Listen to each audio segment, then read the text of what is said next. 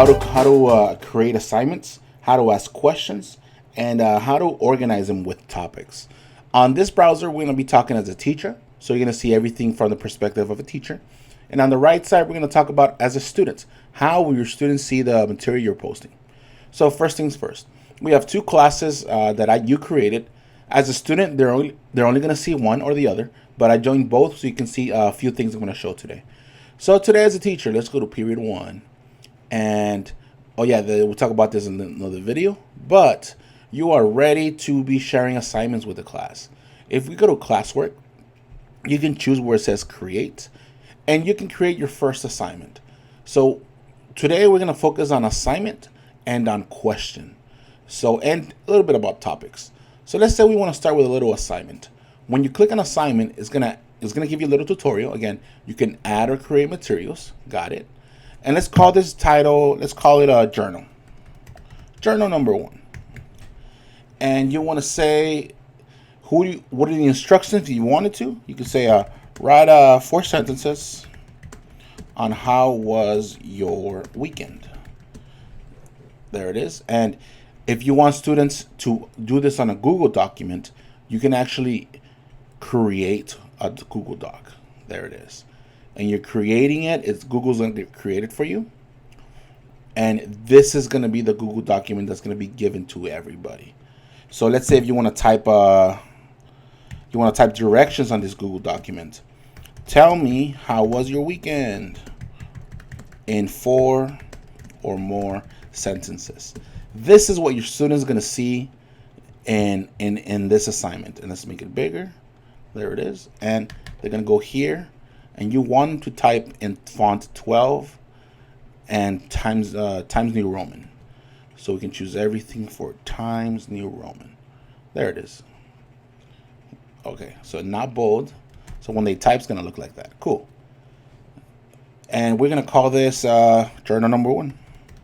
Journal number 1. When you do all this, guys, you want to do this before you assign it, because if we go back to this assignment, you can actually choose. And even if, let's see if we refresh it. It's right there. Look what's going to happen. Boom. If you refresh it, it's actually going to change the title how you did it. And it is already going to have your directions inside. Let's see. If we get rid of this, and if we were to click on it again, look at this. Everything's ready. Good to go, even with the 12 Times Roman font. Awesome. So it's ready to go. And now you got to tell Google Classroom the permissions of this file. Students can view. That means that students nobody can write on it. They can just see it. You don't want that. Students can edit. You don't want this one because everybody's going to have the same document. You don't want that either. What you want is to make a copy for each student. That Google document is going to be copied 30 different times, and each student is going to have their own. You want this side. So, and also, you have 2 classes you're teaching. So, and if you're teaching the same stuff, or it's the same class you want to assign them to, you got to click both of them. You see that? You assign the points you want. You don't have to, but again, you can call it, let's say, call it 5 or 10 points. When is it due? If you want to give them a due date, this is Google Classroom is going to set a limit. And personally, I like due dates because then Google Classroom tells you when somebody did it late. So you can, if you expect to grade them on a certain day, it's very helpful. So let's say this is due at July 28th. And let's say you want it at 5 p.m. There it is. And there it is. Now, topics. Topics are kind of key, not for the student, but just more for you, because it can organize all your assignments and make them more accessible. I'm not going to choose one for now so you can see how messy it could look, but we'll come back to it in a moment. So now that we're ready, it's time to assign it. So when we assign it, students will see the assignment in their streams immediately. Let's go ahead and do that. And what's going to happen? Once you created this assignment, it's going to pop up right on their classroom. So there it is. Assignment has been created. So let's say you're the student in period 1 and you're out there, and you refresh it. And they're going to see this automatically on the stream. Look, Roberto Modano posted a new assignment, journal number 1. They click on it and they're going to see their work. They're going to see a turn-in button, and they can even comment make comments about not understanding something. I don't understand. And if you post this, you as a teacher also get notified. Can also get to see those things. Usually on when your classes, customers, no, when you see your classes and you see your student work, you usually see the post. There it is. If we make it bigger, there it is. You usually see the post right here. I don't understand. And you can say, I can help you. Again, this is just more of letting you know that the comment feature is available and they are private. Notice how it says private. Nobody sees it except the teacher and the student. Now, as a student, it tells you everything. When it's due, the points, the optional directions you gave them, and when they click on their own document, it's going to open up this. Hello, I had fun. I had fun at beach. And I'm going to make mistakes on purpose here, guys. Even though I'm still bad at writing, I'm gonna make it even worse. Hello, I had fun at beach and went swimming and talked to my mom and sleep. And there it is. I'm gonna pretend those are 4 sentences. And look, even Google Documents tries to edit this for them. So even if they make these mistakes, they shouldn't. You can teach them that Google Classroom wants to help them with grammar. So once they finish, they could even close it, and it's gonna stay saved. They have to know they have to turn it in, otherwise you won't. You can know if you've seen it, but it's better for them to turn in so you know it's been completed. So it's been submitted. They can always unsubmit and come back to it. But what you want to do now is, let's say you're out here.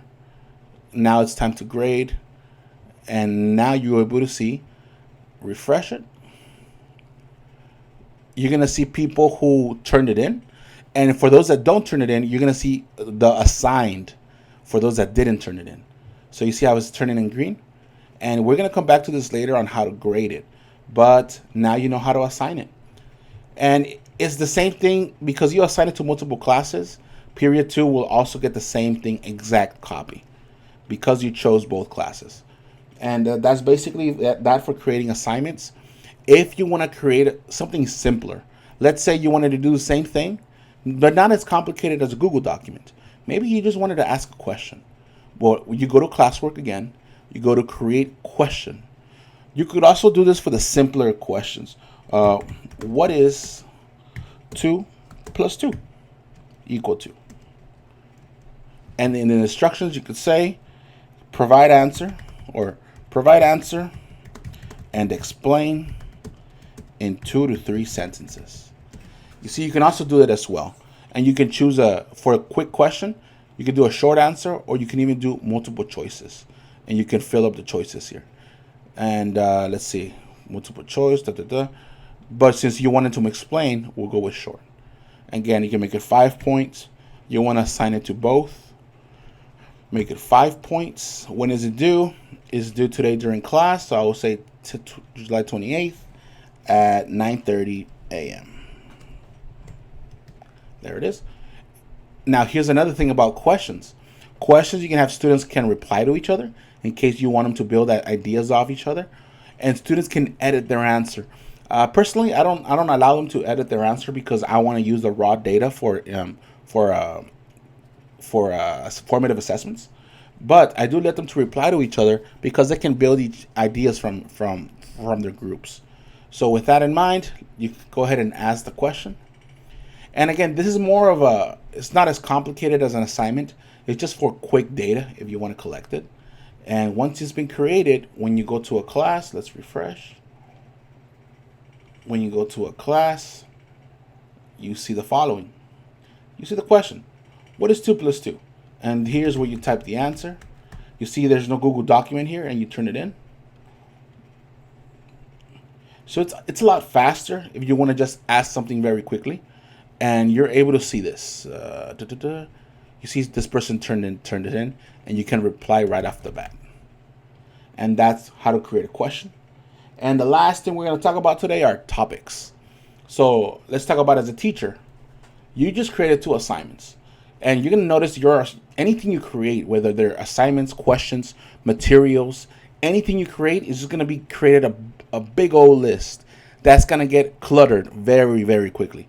So if you want to save yourself the trouble, or if you're like me that likes to be very organized, I suggest you create what are topics.